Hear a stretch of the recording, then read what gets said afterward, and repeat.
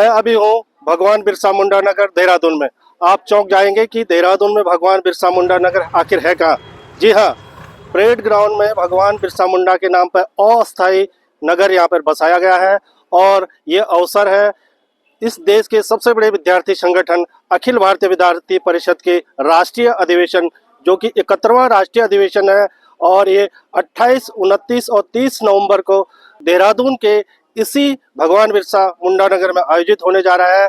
पूरे देश भर से यहाँ में तमाम डेलीगेट्स आएंगे। बताया जा रहा है कि तकरीबन 2000 डेलीगेट्स विभिन्न राज्यों से इस अधिवेशन में शिरकत करने के लिए यहाँ पर पहुंचेंगे।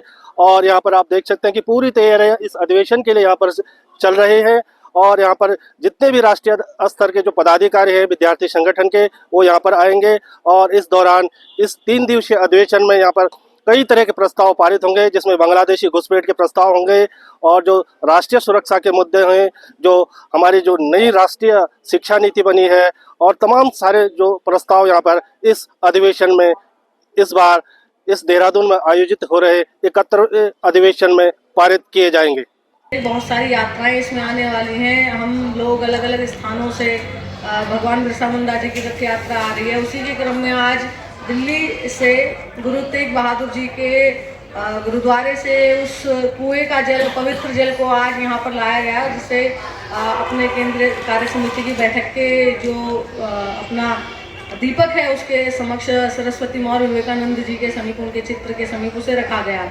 इस अधिवेशन का एक और एक महत्वपूर्ण भूमिका है कि इस बार विद्यार्थी परिषद का अभी तक का कितना सदस्यता है वो रिकॉर्ड खुद ब्रेक करके एक आगे वाले एक संख्या लेके विद्यार्थी परिषद अभी आ रहे हैं। उसका भी घोषणा अभी 2 दिन के बाद हमारा अधिवेशन शुरू होने के दिन वो भी होगा। कुछ विशेष बिंदु पर इस बार प्रस्ताव पारित करने वाला है। सो ऐसा हम देखने के समय राष्ट्रीय अधिवेशन में 4 मुद्दाओं के ऊपर और हमारा नेशनल एग्जीक्यूटिव काउंसिल मीटिंग, उसी में एक विषय पर हम प्रस्ताव पारित करने वाला है। इसमें हम शिक्षा जगत में देखने के समय हम सबका समक्ष में है एक, क्योंकि एजुकेशन में ठीक है हम तो बहुत चीज़ों में आगे बढ़ रहे हैं नेशनल एजुकेशन राष्ट्रीय शिक्षा नीति का इम्प्लीमेंटेशन के बाद, फिर भी ऐसा बहुत सारे मुद्दा है एजुकेशन सेक्टर में वो अंडरसोल्व है। सो उसी के लेकर एक एजुकेशन रिलेटेड एक प्रस्ताव हम इधर प्रस्ताव के ऊपर अभी तक हम चर्चा किया है। साथ साथ हम देखने के समय हमारा देश में एक सबसे बड़ा इश्यू हो गया है अभी ये बांग्लादेशी घुसपैठ का इश्यू। बांग्लादेश इन्फिल्ट्रेशन हमारा सीमा प्रदेशों में हो रहे हैं, उसके बारे में भी हम एक विस्तृत रूप में एक चर्चा चल रहा है अभी, उसके बारे में भी हम एक प्रस्ताव में उल्लेखन करने वाला है। साथ साथ हम देखने के समय हम ये भी पहाड़ी क्षेत्र है, हम सबको मालूम है एक नेचुरल मैन मेड डिजास्टर्स अभी आजकल बहुत बढ़ रहे हैं। केवल इसी क्षेत्र में नहीं, वो दक्षिण से लेकर अभी केरला में भी पिछले साल हुआ है। सो कहाँ हम एक डेवलपमेंट के बात कर रहे हैं, ये हर जगह एक मैन मेड डिजास्टर भी हो रहे हैं। तो इसके में हम एक डेवलपमेंट, नेशनल सिक्योरिटी और हमारा कैसे होगा आगे लेके जाएगा, उस पर भी हम एक प्रस्ताव पारित करने वाला है।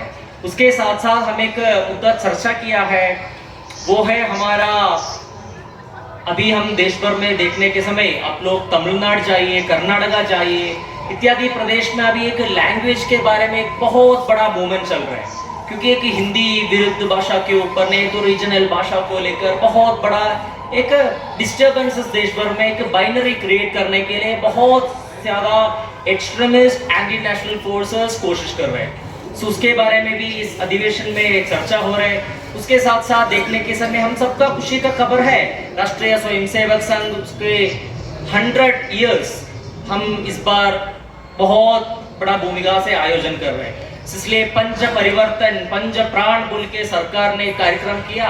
उसके साथ साथ राष्ट्रीय स्वयंसेवक संघ की भी पंच परिवर्तन के ऊपर अभी बात चल रहा है। उसके बारे में भी हम सोच के एक प्रस्ताव रखने के लिए सोच रहे हैं। ऐसा हम कुल मिलाकर देखने के समय शिक्षक, educational, society oriented, national security, environment, इत्यादि एक होलिस्टिक रीति पर इस अधिवेशन में एक बहुत बड़ा भूमिका समाज के लिए एक आउटकम बेस्ड होने वाला है हमारा ये अधिवेशन।